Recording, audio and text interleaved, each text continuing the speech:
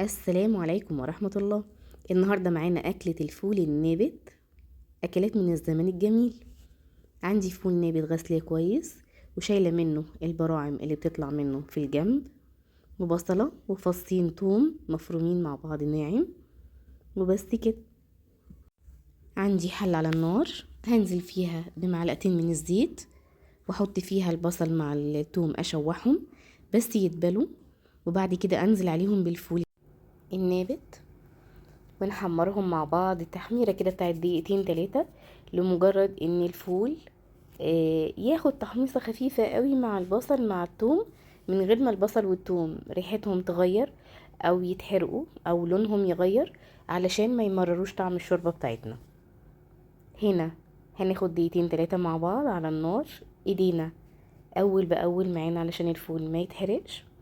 هنبقى في المرحلة دي بنجهز التوابل: كمون ناعم مع فلفل اسمر ناعم مع شطة ورشة بسيطة من الكزبرة الناشفة. اول ما نحس ان ريحة التوابل بتاعتنا ظهرت قوي على النار، ما نستنيش برضو لما التوابل تتحرق. هي خطوة عايزة من ايدك دقيقة او دقيقتين علشان توصلي الشوربة طعمها ممتاز. هنا هنحط كوبايتين او 3 مية مغلية. الشوربة كلها ما بتاخدش معاكي من 10 دقايق لربع ساعة، لكن هيبقى عندك قيمة غذائية للكبار وللصغار عالية جدا. هنعصر عصرة ليمونة على الشوربة بتاعتنا. في ناس بتحط بصل، في ناس بتحط توم سليم. بحس ان الخطوة دي مش محبذة خالص. لما بنحمر التوم والبصل في الاول بيديني طعم للمية نفسها بتاعت الشوربة حلوة.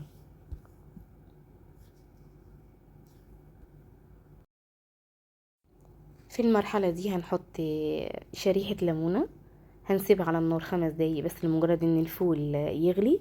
هنشيلها علشان ما تمررش الشوربة كلها. بالظبط كده، ما كملش معايا 5 دقايق ل10 دقايق، لان احنا محمرين الفول في الاول. الفولة دلوقتي لو ضغطنا على القشرة هنلاقيها مرملة ودايبة خالص، وبقى معانا احلى شوربة فول نابت. يا ريت تجربوها بطريقتنا.